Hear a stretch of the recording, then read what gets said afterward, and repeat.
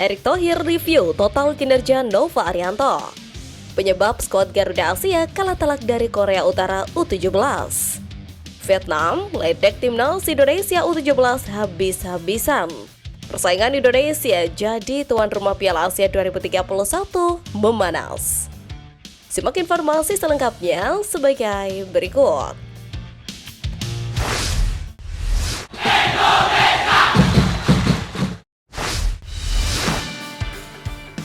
Persaingan Indonesia jadi tuan rumah Piala Asia 2031 memanas. Masa depan perhelatan Piala Asia 2031 mulai mengerucut dengan terungkapnya daftar negara-negara yang mengajukan diri sebagai tuan rumah.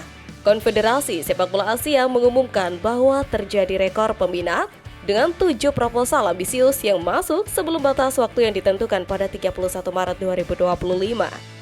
Ketujuh negara yang secara resmi menyatakan minatnya untuk menggelar turnamen bergengsi ini adalah Australia, India, Indonesia, Korea Selatan, Kuwait, Uni Emirat Arab, dan negara gabungan yang terdiri dari Uzbekistan, Kirgistan, serta Tajikistan. Presiden AFC Sheikh Salman bin Ibrahim Al Khalifa menyambut gembira antusiasme yang luar biasa ini. Pria asal Bahrain itu menilai bahwa rekor jumlah peminat ini adalah bukti meningkatnya prestis Piala Asia dan ambisi besar dari negara-negara anggota AFC.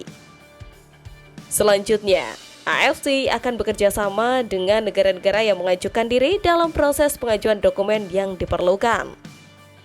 Sebuah bidding workshop dijadwalkan akan digelar pada akhir bulan ini.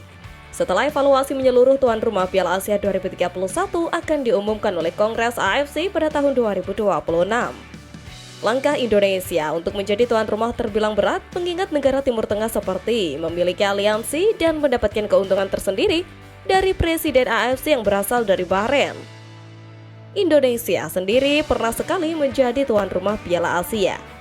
Hal itu terjadi pada 2007 silam saat menjadi penyelenggara bersama dengan Thailand, Vietnam, dan Malaysia.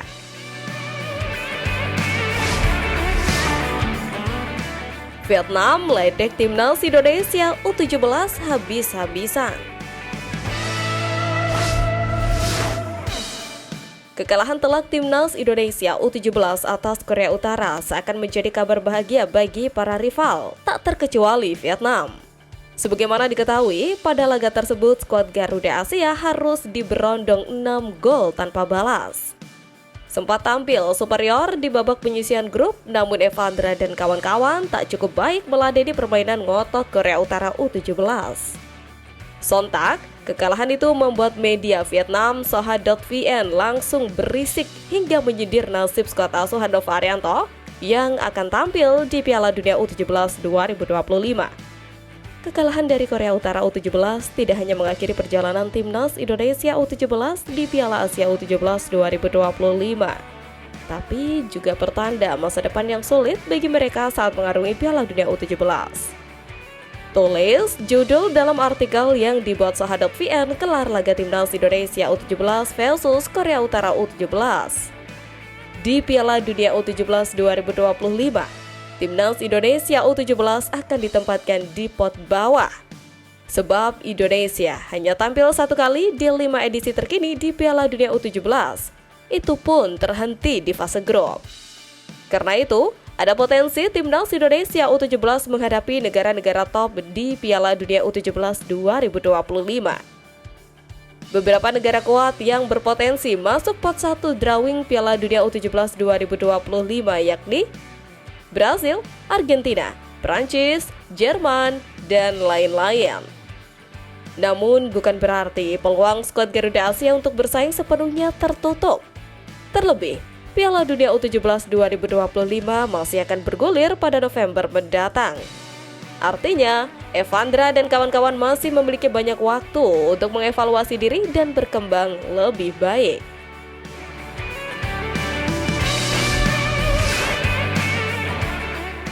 Penyebab skuad Garuda Asia kalah telak dari Korea Utara U17. 1.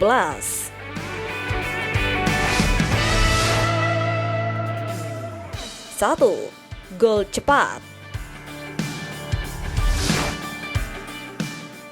Salah satu penyebab timnas Indonesia U17 kalah 0-6 dari Korea Utara U17 di Piala Asia U17 2025 adalah gol cepat. Siapa sangka skuad asuhan Nova Arianto harus kebobolan gol cepat pada menit ke-7. Ialah Cho Sung-hoon yang membawa Korea Utara U17 buat keunggulan usai berhasil menyambut sepakan pojok dari Park Hwang-sung. Gol tersebut tampak mempengaruhi permainan Korea Utara U17 yang menjadi lebih percaya diri hingga sulit dihalau Garuda Asia. Sementara mental Evandra dan kawan-kawan terlihat menurun. Terlebih sepanjang fase grup, timnas Indonesia U17 tidak pernah kebobolan terlebih dahulu. 2. Kalah penguasaan bola. Secara statistik, penguasaan bola 37 berbanding 63%. Korea Utara U17 memang dominan di sepanjang laga ini. Mereka intens menebar serangan di sepanjang 90 menit laga berjalan. Hal itu membuat timnas Indonesia U17 minim peluang. Pasalnya, skuad Garuda Asia tercatat hanya punya 3 peluang. Seluruh peluang itu pun berhasil digagalkan para pemain Korea Utara U17. 3. Kalah kualitas. Harus diakui, faktor terakhir yang menyebabkan timnas Indonesia U17 tumbang di tangan Korea Utara U17 adalah kalah kualitas. Hal ini terlihat jelang di sepanjang laga 90 menit berjalan. Padahal, skuad Garuda Asia punya catatan positif di Piala Asia U17 2025 dari fase grup. Mereka sapu bersih kemenangan di 3 laga, termasuk mengalahkan Korea Selatan U17 dengan skor 1-0. Tentu, hal tersebut menjadi pembelajaran bagi Nova Arianto untuk meningkatkan kualitas tim sebelum berjuang di Piala Dunia U17 2025.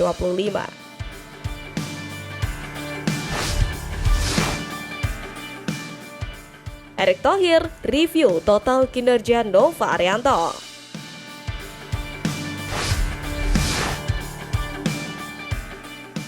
Ketua Umum PSSI Erick Thohir akhirnya angkat bicara soal adanya seruan dari supporter terkait nasib Nova Arianto usai membawa timnas Indonesia U17 lolos ke Piala Dunia U17 2025. Seperti yang diketahui, skuad Garuda Asia dipastikan lolos ke babak perempat final Piala Asia U17 2025 sekaligus mengamankan 1 slot tiket lolos Piala Dunia U17 2025 usai tampil impresif di babak penyisihan grup. Namun, Evandra dan kawan-kawan harus menelan pil pahit lantaran kalah telak dari Korea Utara di babak 8 besar. Terlepas dari hasil laga lawan Korea Utara U17, ada berbagai seruan di media sosial yang dilayangkan para supporter untuk PSSI. Salah satunya adalah permintaan agar PSSI jangan mengganti pelatih di tengah jalan selepas Nova Arianto berjaya bersama skuad Garuda Asia. Menanggapi hal itu, Erick Thohir menegaskan bahwa dalam melakukan pemecatan hingga pergantian pelatih tidak diputuskan secara sepihak. Keputusan dalam masa depan pelatih timnas Indonesia itu diambil berdasarkan evaluasi seluruh pengurus PSSI. Fakta tersebut tentu mengundang kekhawatiran bagi pecinta sepak bola tanah air. Sebab sejauh ini blunder federasi dilakukan oleh Exco PSSI bukan Erick Thohir itu sendiri.